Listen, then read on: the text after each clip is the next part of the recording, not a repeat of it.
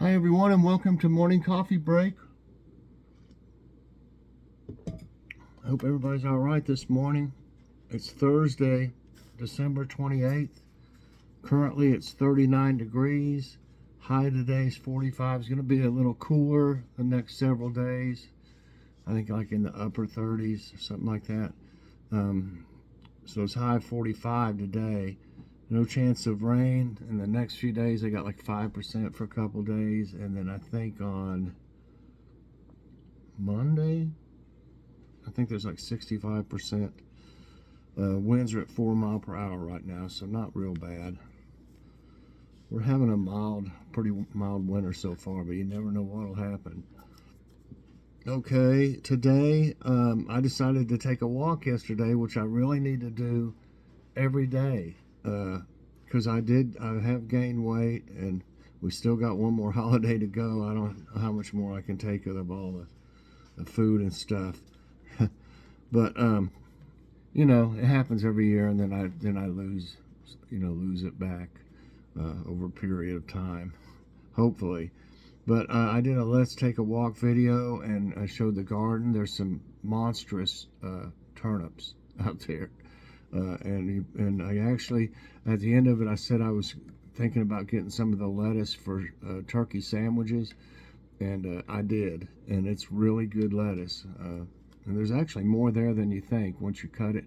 If I don't know if it'll have time to, but you can cut it as long as you don't pull the root up, and it'll grow more lettuce.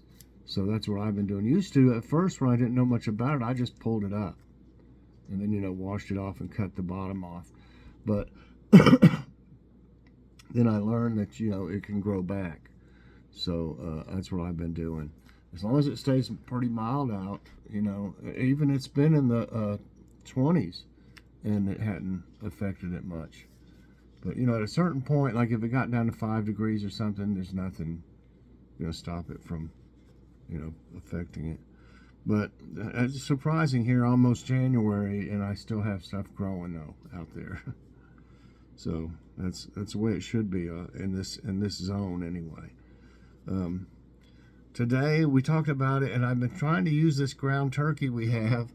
I've had it out twice, but not long enough to where it even started to thaw, and then put it back in. But I said we need for the third time I need to take that out, and we need to actually use it this time. So we're going to have some chili in the crock pot with the ground turkey and cornbread. That'll be a nice comfort food meal for a cold day. And so I did that. So we got jokes of the day. They're actually not too bad today. I got to read them, ahead of time, because a few times I didn't read them. Then I was like, oops, that wasn't very nice of them to say. Anyway, this one's police officer in bed. What happens when a police officer gets into bed? He becomes an undercover cop. Okay, and this one's called When You Fly Other Airlines. A flight attendant for a major airline watched one day as a passenger overloaded with bags tried to stuff his belongings in the overhead bin of the plane. Finally, she informed him that he would have to check the oversized luggage. When I fly other airplanes, he said irritably, I don't have this problem. The flight attendant smiled. When you fly other airlines, I don't have this problem either. Giving him a little hint there. Thought of the day is golden movie quotes. One morning I shot an elephant in my pajamas. How he got in my pajamas, I don't know. That's from Animal Crackers. I guess that's a movie from 1930 starring Groucho, Harpo, and Chico Marx. And I remember those movies. They were always hilarious. Okay, so let's see if I can. Okay, here's which one was it I saw just right here? Okay, here's one. What is the tallest president in U.S. history? Joe Biden, Barack Obama, James Madison, Abraham Lincoln. I guess I gotta go to it. Now, I've done some of these with presidents before, and I didn't do as good on the older, ones. I didn't do as good as like more recent. I think Abraham has been the tallest president, if I'm not mistaken. So I'm going with that. That's right. A record of the heights of the presidents of the United States and presidential candidates is useful for evaluating what role, if any, height plays in presidential elections. As the tallest U.S. president was Abraham Lincoln at 6 feet 4 inches, while the shortest was James Madison at 5 feet 4 inches. Wow. Okay. Canberra is the capital and seat of government for which country? I've never heard of Canberra. Australia, Canada, Spain, New Zealand. Is the capital and seat of government for which country? Canberra. The only thing I can go by is, like I said, Australia, Canada, Spain, New Zealand. The word kind of sounds Spanish, so I'm going to go with Spain. Nope. And it was my first thought was Australia, to be honest with you. But it's Australia, so I got that one wrong.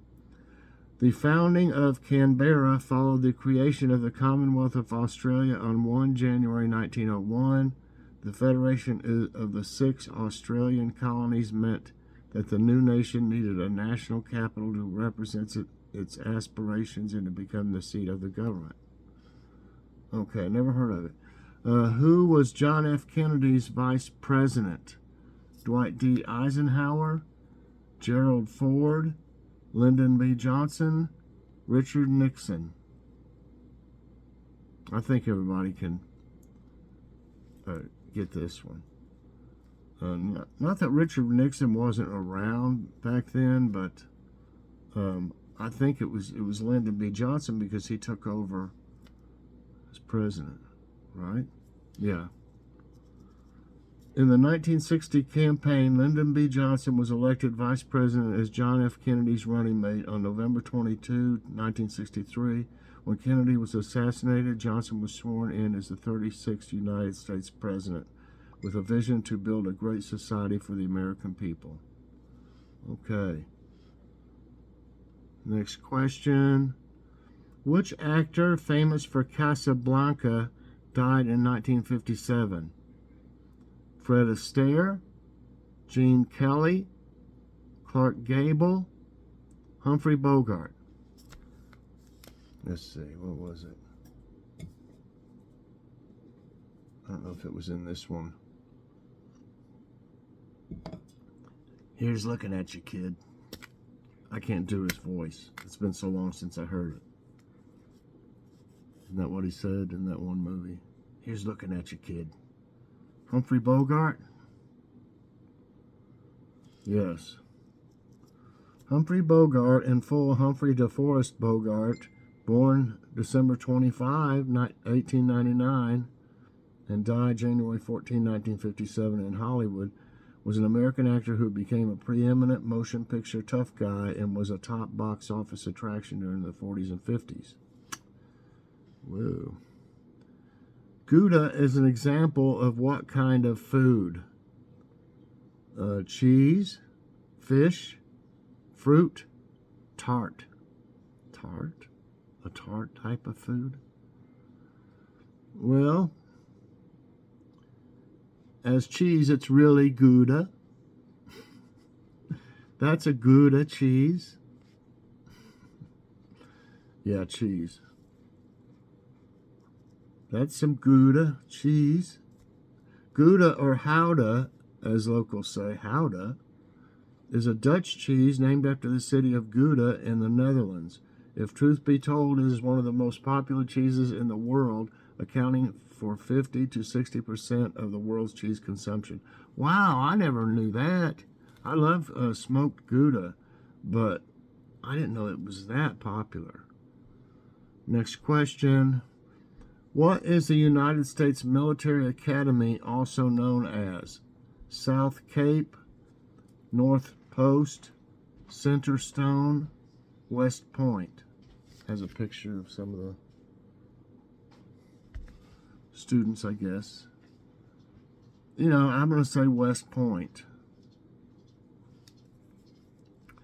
Right. The United States Military Academy, also known metonymically as West Point or simply as Army, is a United States Service Academy in West Point, New York. It was originally established as a fort since it sits on strategic high ground overlooking the Hudson River with a scenic view, 50 miles north of New York City. 5 right and 1 wrong. White piano keys were once made from what material? And I think we've had this on like one of the early ones I started to do this. Ivory, lead, tin, pearl. Well, I certainly wouldn't want lead keys on a piano. I mean, you get cancer from that stuff. Tin. Pearl would have probably been too expensive, but ivory's expensive too. But ivory, you know, ever heard the phrase, tickle the ivories? Ivory. The earliest pianos built 300 years ago had keys that were made entirely of wood, but then ivory became a preferred material due to its polished appearance, durability, and texture. Ivory typically comes from the tusks of elephants. International trade of ivory from Asian elephants was banned in 1975 when the Asian elephant was placed on the endangered species list. As well it should be, you know. It's awful the way they, you know, were harvesting all their tusks. What lies at the feet of Statue of Liberty? A broken chain, a lion, a rose, a crown. A broken chain, a lion, a rose, a crown. Well, there's one reason I think I might know this, and it's from a movie, and it's from Ghostbusters. The Ghostbusters, where they went and sprayed that goo all over the Statue of Liberty, well, on the inside of it at least. Sprayed that goo all over it, whatever they called it. And then they set up like a remote control. And Statue of Liberty like walked off the island and walked through the water, and then of course went and helped save the world. And I kept saying there's something on her foot or something. I saw something when she stepped out, you know, and to me it looked like a chain, but I could be wrong. Let's see. I am right. So see, I learned something from Ghostbusters. The Statue of Liberty is a colossal neoclassical sculpture on Liberty Island in New York Harbor in New York City in the United States. The copper statue, a gift from the people of France to the people of the United States, was designed by French sculptor Frederic Auguste Bartholdi and built by Gustave Eiffel. So the guy that did the Eiffel Tower, okay, that's cool. The statue was dedicated on October 28, 1886. The Statue of Liberty is a figure of a robed woman representing Libertas, a Roman liberty goddess. She holds a torch above her head with her right hand, and in her left hand carries a tabula ancetta inscribed with the Roman numerals July 4th, something. The date of the Declaration of Independence. A broken chain lies at her feet. Statue became an icon of freedom in the United States and a welcoming sight to immigrants. Yeah, I saw that chain. It was like it was stuck on something when she started walking, but it probably came off after a while. Okay, so it lays at her feet, so it was like laying over her feet. Okay, so I learned something from Funny Place. What was Elvis Presley's middle name? And I don't know if that's supposed to be him or not, but I like that car. Alistair, Archibald, Aaron, Andrew. You know, there was some controversy about if that was him in the grave, you know, at Graceland or whatever, because the middle name was misspelled, and it was misspelled Aron, I believe, and it's Aaron, Aaron. That's right. 8 right, 1 wrong. Elvis Aaron Presley, or simply Elvis, was an American singer and actor dubbed the King of Rock and Roll. He is regarded as one of the most significant cultural figures of the 20th century. Where was John F. Kennedy born?